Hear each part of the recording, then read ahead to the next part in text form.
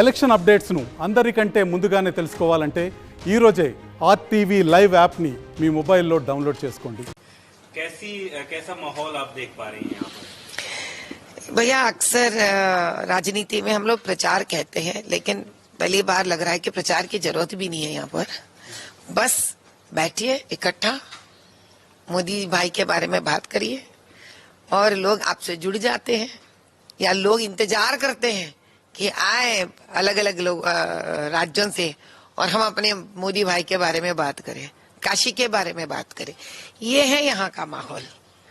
तो बहुत ही बढ़िया है, बहुत ही शुभ माहौल है यहाँ पर. जीत तो वैसे तो तय है, सभी जानते हैं बात, लेकिन अब आंकड़ा अब के बार बहुत अधिक आ जाएगी. इतना जोश यहाँ पे भरा हुआ है. बीजेपी टारगेट कर रही है कि प्रधानमंत्री जी का जो जीत का मार्जिन है वो इस बार 10 लाख के पार जाएगा. बड़ा मार्जिन एक चाह रहे हैं, हो जाएगा. लेकिन कल अखिलेश यादव यहाँ पर थे, वो ये कह रहे हैं कि पहले वो कह रहे थे कि एक सीट जो बनारस की है वो बीजेपी जीतेगी.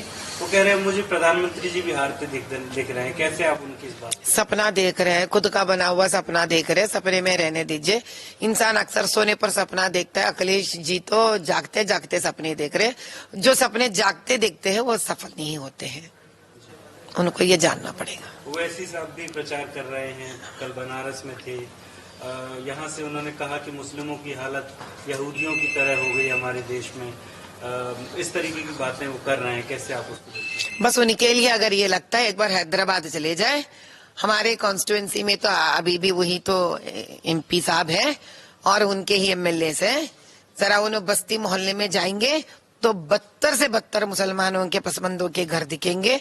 तब उनको समझ में आएगा उनके यहाँ ही उन्होंने यहूदियों जैसे लोगों को पाल के रखे हुए हैं. तो शायद यहाँ आते हैं हैदराबाद भूल गए असदुद्दीन जी. तो अगर एक बार याद दिलाना है तो हम फोटोज भिजा देंगे उनको. याद आ जाएगा हैदराबाद कैसा है, किस यहूदी में हमारे मुसलमान भाई बहने जी रहे. तो एक बार देख लेंगे तो शायद फिर ये नहीं कह पाएंगे. एक आखिरी सवाल मैम, प्रधानमंत्री जी ने निश्चय किया है कि वो कन्याकुमारी में विवेकानंद जी का ने जहाँ पे ध्यान किया था वहाँ पर जो है 1 तारीख तक वो ध्यान में रहेंगे. कैसे आप देखते हैं? वो विवेकानंद जी से बहुत प्रभावित हैं प्रधानमंत्री जी और इस तरीके प्रधानमंत्री जी का जीवन एक सामान्य सर्वसाधारण जीवन के साथ साथ एक आध्यात्मिक जीवन भी रह चुका है उनका.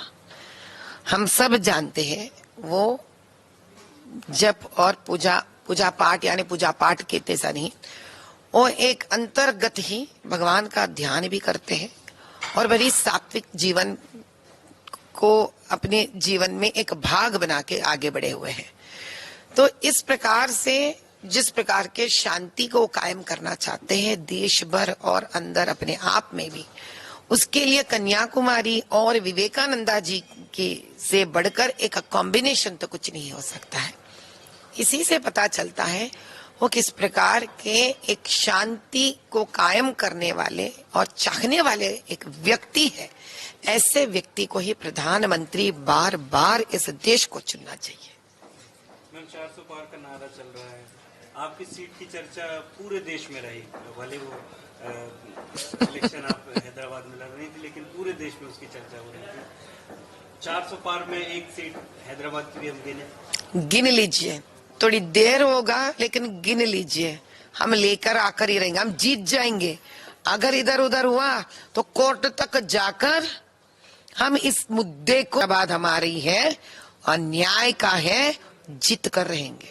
మరిన్ని వీడియోస్ కోసం ఛానల్ ని సబ్స్క్రైబ్ చేయండి. లేటెస్ట్ అప్డేట్స్ కోసం వాట్సాప్ ఛానల్ ని ఫాలో చేయండి అండ్ లింక్ డిస్క్రిప్షన్ లో ఉంది.